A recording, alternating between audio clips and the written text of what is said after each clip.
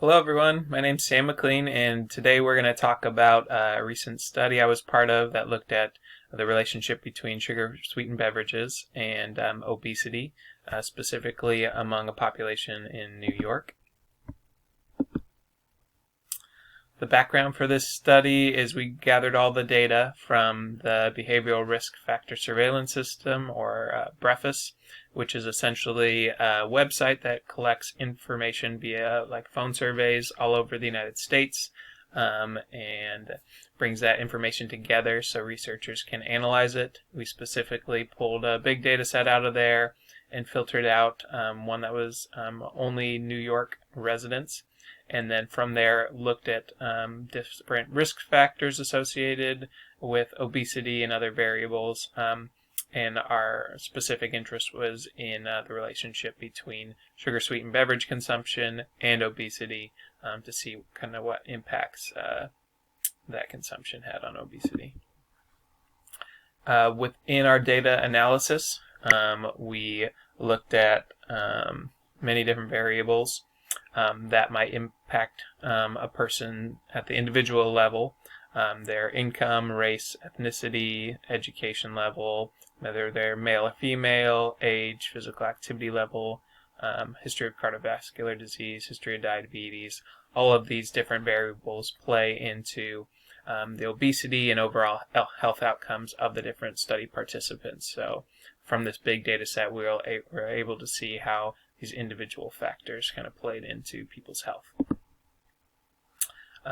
There's a lot of jargon going on this page, but you can see we used data analyzing software called Stata, and within that we were able to take that big data set, pull out the New York only information, and then evaluate it based on those different variables so we could more clearly see that relationship we were most interested in, which was BMI and sugar-sweetened beverages.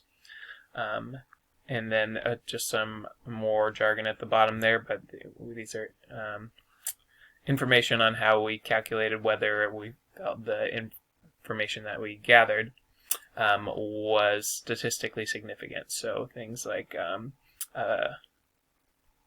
0.05 was our p-value to determine significance, and that's just more information on the software itself.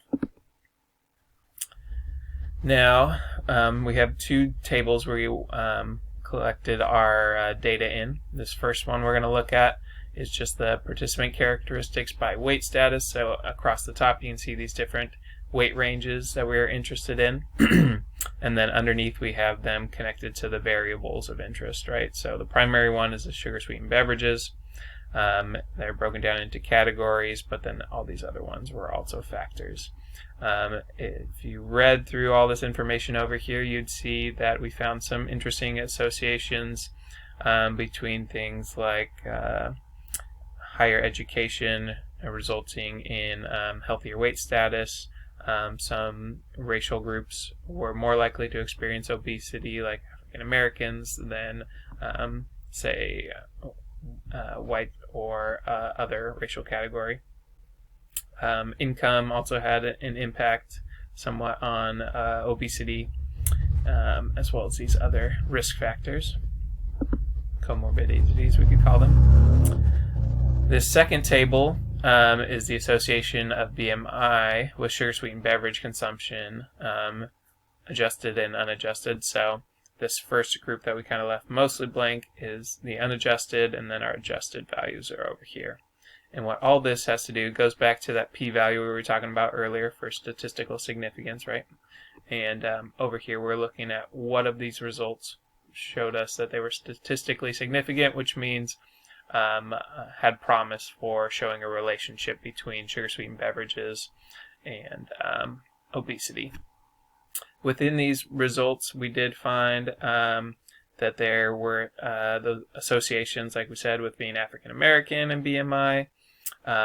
There's a negative association with education and BMI, so that meant lower levels of education often resulted in higher BMIs in this association. And also risk factors like diabetes were also strongly associated with BMI. In conclusion, we did find that there is a significant relationship between BMI and sugar-sweetened beverages. In particular, we found that going from drinking no sugar-sweetened beverages to even just one a week started to impact one's health. And again, those numbers increased, or the impact increased to even more when it was above 7 a week, so more than one a day on average.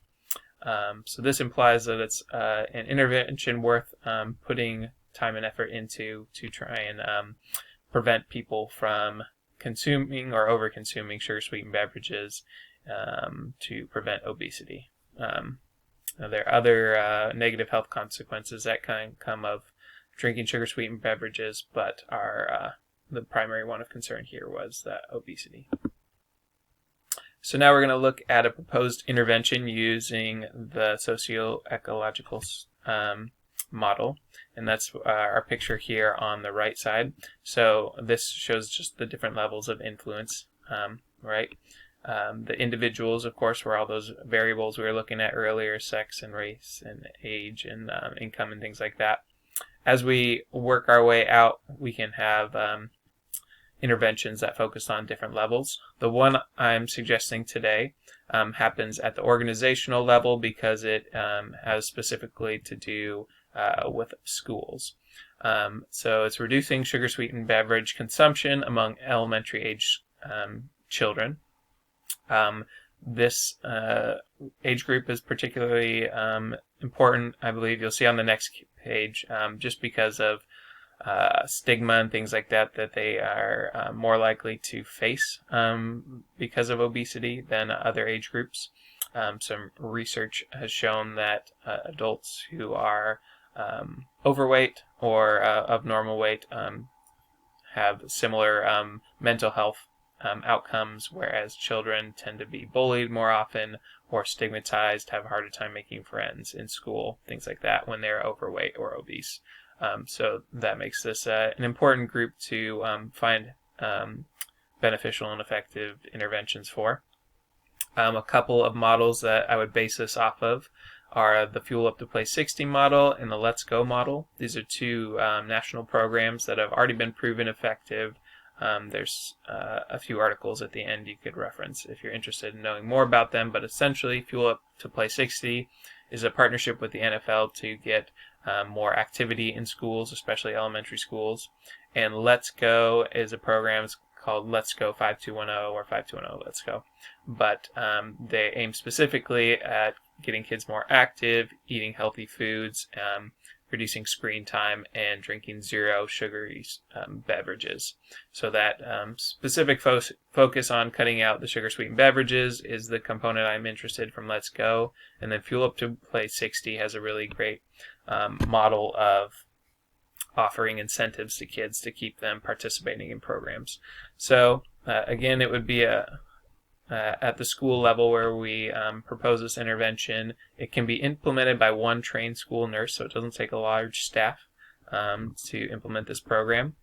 And 5210 recently started doing a 2-week kind of kickoff to their program. So I'd suggest that for this as well, where people are really focused on having fun and doing like special activities in PE. And then getting like scorecards for when you eat a healthy food or when you don't drink a sugar-sweetened beverage in the day. You get extra points for that. And then at the end of those 2 weeks, you can give out prizes, but also incentivize the kids to keep doing this challenge for the whole year by having year-end prizes. Areas of concern with that make me think this is an important issue. As I said, there's a lot of stigma faced by these younger age groups, as well as increasing rates of obesity nationwide that are really of great concern. And the health status of children is really predictive of future health outcomes. So creating healthy kids is an effective way to reduce a lot of morbidities as they get older. And there's also great areas of opportunity here. Both programs have already been proven to be effective, both the Fuel Up to Play 60 and the Let's Go model. It directly targets the sugar-sweetened beverage consumption, which was our risk factor that we were concerned about from the previous study. It includes other protective factors, so fuel up to play 60 also increases exercise, things like that, as well as reducing that sugar-sweetened beverage consumption. It can be carried out by one trained school nurse, so it's very practical, and there's funding already available for these programs nationwide. So generally you apply to the program, get a grant, and they pay for your school to have prizes, to train somebody, and to kind of kick off the whole program, as well as like posters and things like that. So it's already a proven effective program. They also come kind of pre-built with their own evaluation methods, which make them a very reliable and easily accessible approach. So that is what I'm suggesting here in New York, that they start just at the school district level or at local schools, and try this one school nurse at a time, and see how effective it is at reducing sugar-sweetened beverage consumption, but also obesity trends in general. Thank you so much.